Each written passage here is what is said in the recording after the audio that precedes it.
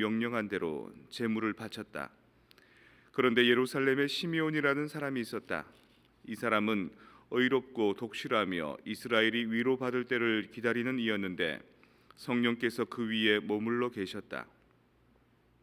성령께서는 그에게 주님의 그리스도를 뵙기 전에는 죽지 않으리라고 알려주셨다. 그가 성령에 이끌려 성전으로 들어갔다. 그리고 아기에 관한 율법의 관례를 준수하려고 부모가 아기 예수님을 데리고 들어오자 그는 아기를 두 팔에 받아 안고 이렇게 하느님을 찬미하였다. 주님, 이제야 말씀하신 대로 당신 종을 평화로이 떠나게 해 주셨습니다. 제 눈이 당신의 구원을 본 것입니다. 이는 당신께서 모든 민족들 앞에서 마련하신 것으로 다른 민족들에게는 계시의 빛이며 당신 백성 이스라엘에게는 영광입니다. 아기의 어머니와 아버지는 아기를 두고 하는 이 말에 놀라워하였다. 시므온은 그들을 축복하고 나서 아기 어머니 마리아에게 말하였다. 보십시오. 이 아기는 이스라엘에서 많은 사람을 쓰러지기도 하고 일어나기도 하며 또 반대를 받는 표징이 되도록 정해졌습니다. 그리하여 당신의 영혼이 칼에 꿰찔리는 가운데 많은 사람의 마음속 생각이 드러날 것입니다. 한나라는 예언자도 있었는데 푸누엘의 딸로서 아셀 지파 출신이었다. 나이가 매우 많은 이 여자는 혼인하여 남편과 7해를 살고서는 84살이 되도록 과부로 지냈다. 그리고 성전을 떠나는 일 없이 단식하고 기도하며 밤낮으로 하느님을 섬겼다. 그런데 이 한나도 같은 때에 나와 하느님께 감사드리며 예루살렘의 속량을 기다리는 모든 이에게 그 아기에 대하여 이야기하였다. 주님의 법에 따라 모든 일을 마치고 나서 그들은 갈릴레아에 있는 고향 나자렛으로 돌아갔다. 아기는 자라면서 튼튼해지고 지혜가 충만해졌으며 하느님의 총애를 받았다. 주님의 말씀입니다. 그리스도님 찬미합니다.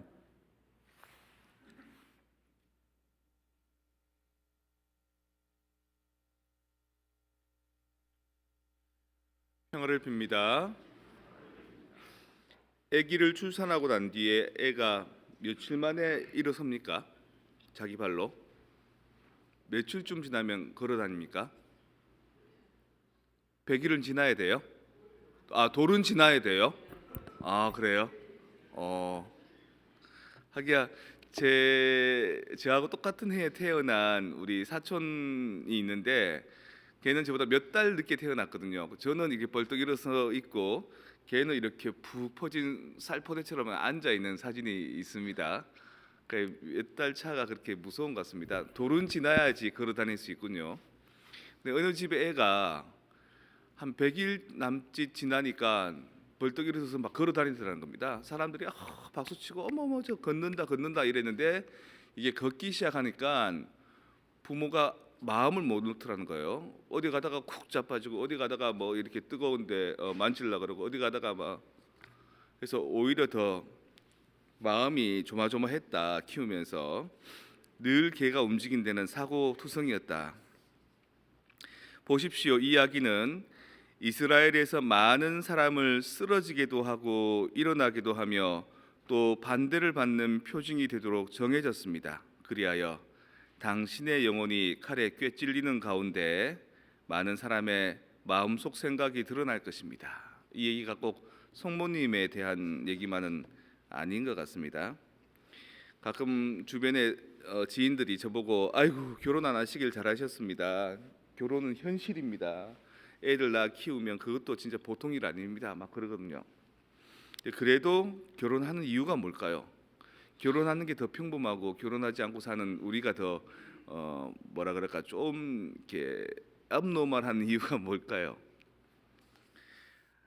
아버지가 그 유조차 그 탱크로리 몰고 이제 하루에 한 몇 번씩 왔다 갔다 하셨다 그럽니다. 대구에서 울산으로 그 정류소가 있는 데로 점심값이 나옵니다. 점심값이 나오면은 밥 한 그릇 사 먹을 돈이 되는 거죠. 그거 안 쓰신답니다. 아낍니다. 이렇게 아끼고 정유소 공장에 가면 모든 직공들이 먹을 수 있는 퍽석한 밥 그야말로 먹기는 좀 안 됐지만 그래도 배는 배고른 거는 면할 수 있는 거를 그걸 드시고 그걸 며칠 아끼면 통닭을 사올 수 있답니다. 집에 통닭 사오면 저하고 여동생하고 아빠 이런 거 이제 좋아하는 거죠. 저도 수돈 들어오기 전에 이제 날 받아놓고 그 빵집에서 파트타임 아르바이트를 했습니다. 그때 당시에 아침 한 6시 반쯤 출근하면 저녁에 한 7시쯤 퇴근할 때까지 하루 종일 서 있습니다. 잠시 앉을 수가 없습니다. 바빠서 그렇기도 하고 의자 자체를 치워버립니다. 그래야지 계속 움직이면서 일을 하니까요. 밥도 서서 먹습니다. 그때 당시에 제 월급이 30만 원이었습니다. 한 달 꼬박 일하면.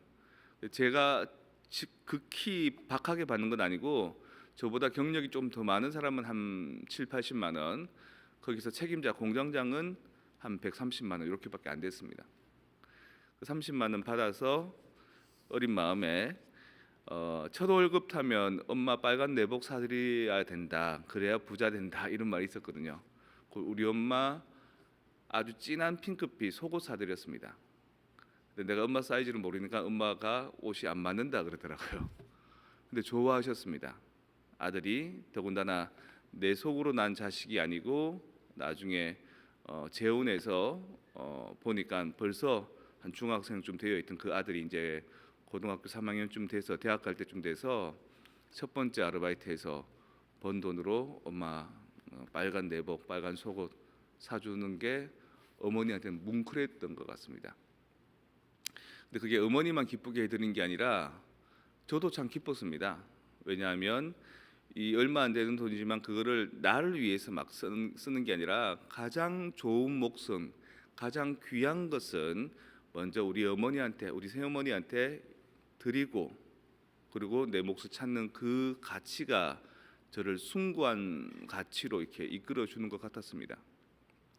그래서 아마 지금도 내가 살아가는 삶 중에 가장 좋은 삶을 주님께 봉헌하는 삶을 살고 있습니다. 그래서 오늘을 봉헌 주기를 수도자들의 날로 삼습니다. 비타 콘세크라타, 축성 생활의 날, 봉헌 생활의 날이라고. 콘세크라타라는 말은 축성이지만 사실은 봉헌하다라는 것은 데디케이션을 얘기하는 거죠. 헌신하는 것, 내어놓는 것. 자식 없어서, 아내 없어서, 부양할 가족 없어서 참 편하겠다, 좋겠다, 이 세상은 참 힘들어. 그거보다도 자식이 있는 게, 아내가 있는 게, 사람 노릇할 부모가 있는 게 조금 더 몸은 고될지 모르지만 내가 삶을 사는 데 있어서 훨씬 더 동기부여가 됩니다. 아무것도 주어지지 않고 난 뒤에 오로지 하느님만 바라봐라고 하면 사람이 쭉 가라앉습니다. 그러니까 먹고 살기 위해서 계속해서 이렇게 생기를 돋우어야 되는데 그런 게 싹 깔아지는 거죠. 그리고 기쁘게 해주기 위해서, 내 자식을 위해서, 내 아내를 위해서 뭔가 열심히 뼈가 부서지도록 일해야 되는데 그런 마음이 사라지기 때문에 오히려 그게 만만치 않습니다. 눈에 안 보이는 하느님 섬기는 게 그래서 참 힘듭니다. 차라리 눈에 보이지만 때로는 지발로 뻘뻘 걸어다니면서 사고치고 다치고 아프고 내 마음이 날카로운 비소에 꽤 찔릴 듯이 힘들지만 그들을 위해서 내가 헌신할 때, 데디케이트할 때, 봉헌의 삶을 살 때 그것이 우리로 하여금 가장 좋은 에너지로 꾸준히 살아갈 수 있는 동기부여를 주는 겁니다. 오늘 우리는 이 미사 성제에 봉헌할 초를 이제 축성하게 됩니다. 이 세상, 캄캄한 세상, 어두운 세상, 한 줄기 빛이 될 수 있는 가치를 봉헌하는 겁니다. 내 인생에서 가장 좋은 목, 가장 귀한 목, 가장 아름다운 가치들을 먼저 주님께, 그리고 먼저 가족들에게, 먼저 내 자식들에게 주는 삶을 사는 것, 그거 참 숭고하지 않습니까? 아무리 힘들어도, 아무리 가난해도, 아무리 어려워도 그래도 먼저 제일 귀한 것, 자식들에게. 프라이드 치킨 사오면 아버지가 안 드십니다.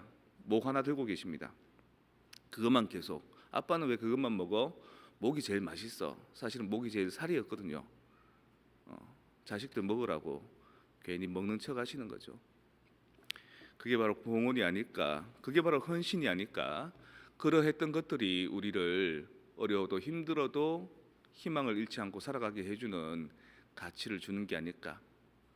여러분, 여러분의 삶이 여러분 마음대로 잘 안 될 겁니다. 하지만 가장 귀한 몫을 주님께 이 제대 위에 촛불을 밝히듯이 주님께 봉헌한다는 마음으로 가벼운 긴장감을 갖고 한번 살아봅시다.